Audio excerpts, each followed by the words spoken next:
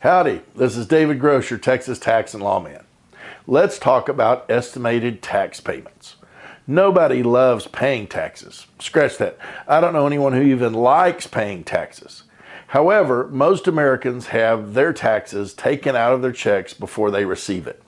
The IRS calls that withholding, and the IRS loves withholding because with every paycheck you receive, Uncle Sam gets paid too. Said differently, Uncle Sam is looking forward to your paycheck as much as you are.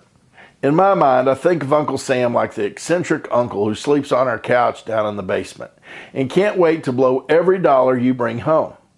But worse than that, he runs up our credit card to fund his pet projects, like giving Swedish massages to rabbits, or teaching mountain lions to ride treadmills, or studying how many times hangry people stab a voodoo doll. And in case you think I made those things up, check out this article from cnsnews.com that cited the study of U.S. Senator Tom Coburn. I hope this mental picture sticks with you because I personally believe that you know better how to spend and save the money you earn than does the government bureaucracy. Yes, I know, government provides for the common defense, builds highways, and funds schools.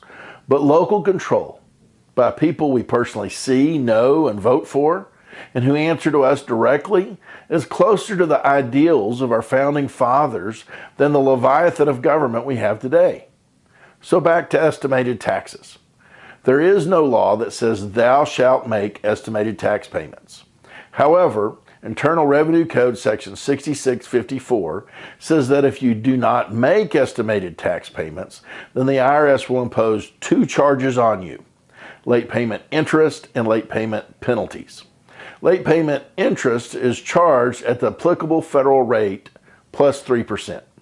As of April 2018, the AFR is 2.1%. Therefore, the late payment interest is 5.1%. But wait a second. The IRS not only charges you interest, but they compound it daily. Said differently, they charge you interest on your tax every single day. The daily rate of 5.1% annually equates to a daily rate of 0.014%. In addition to the interest, the IRS charges you a late payment penalty if you don't pay all that you owe by 4/15.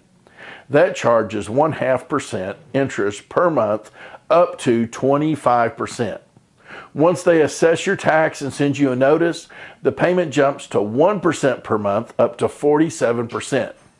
If you're thinking this is usurious interest and should be against the law, you're right. It is for everyone except the federal government. Credit cards are capped at 25 to 28% per year depending on the state, but the feds are not bound by these limitations. Setting aside the manifest unjustness of limitless interest rate, let's look at two hypotheticals to get a closer picture. In the first example, let's assume you're self-employed and after we figure your taxes, you owe $20,000. How much interest and penalty would you owe if you paid by April 15th? To begin, because you're self-employed and made no estimated payments, the code allows the IRS to charge you interest from the date you did not make your estimated payments. This means the IRS calculates interest on 1/4 of your tax from each of the estimated due dates. Since we're assuming you owe $20,000, the IRS is going to charge you interest on $5,000 from the date of each quarterly estimate that should have been paid. My chart shows us paying 365 days of interest on the first $5,000, 274 days of interest on the second 182 days of interest from 10/15 to 4/15, and finally 90 days of interest on the last installment. Altogether, you would owe late payment interest of $636.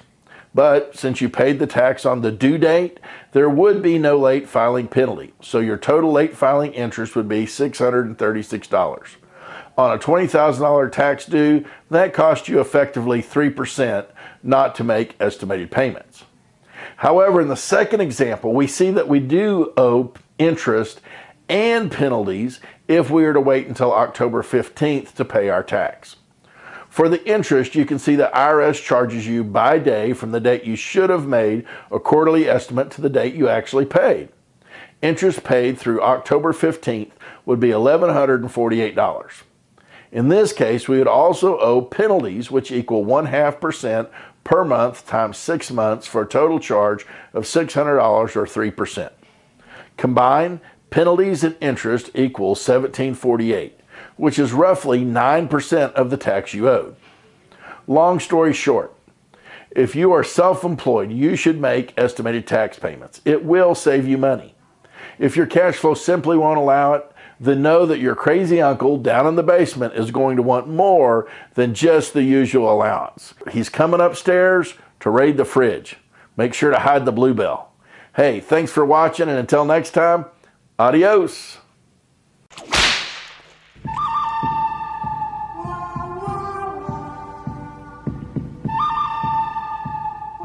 Texas Tax and Lawman Legal Disclaimer. Hey, I'm a lawyer. You know I have to have some lawyer mumbo jumbo. This is a general information video, not client attorney privilege information. The content is information only and is not directed to any specific facts or circumstances and cannot be relied upon as a legal opinion, even though that would be nice and save you a trip to the lawyer. If you have a specific legal question, feel free to contact David Gross directly or seek qualified legal or tax counsel in your state of residence, state of mind, or whatever place you call home.